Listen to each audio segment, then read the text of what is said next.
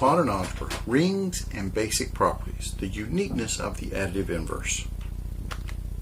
Recall that in the definition of a ring, our author, Dr. Hungerford, defines that in a ring R, for any element A in R, the equation A plus x equals 0 in R has a solution x in R. Now, what we're focusing on here is theorem 3.3, which says this: let R be a ring and let A be an element in R. The equation A plus x equals 0 in R has a unique solution. Now, we're going to prove this.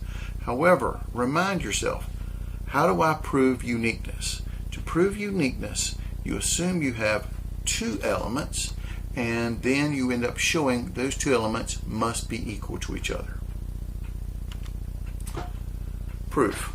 Assume that the solution to the equation A plus x equals 0 in R has two solutions.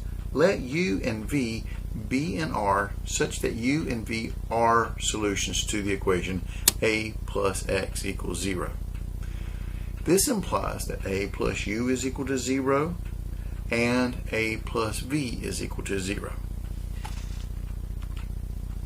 So as V is equal to 0 in R plus V. This is by the additive identity. We're adding 0 to the element V. Then V is equal to A plus U plus V by substituting in for 0 in R, A plus U. Hence, V is equal to U plus A plus V by associativity and commutativity property. I dropped the parentheses, associativity property, and I rewrote A plus U as U plus A. That's the commutative property. Thus, V is equal to U plus A plus V by the associativity property.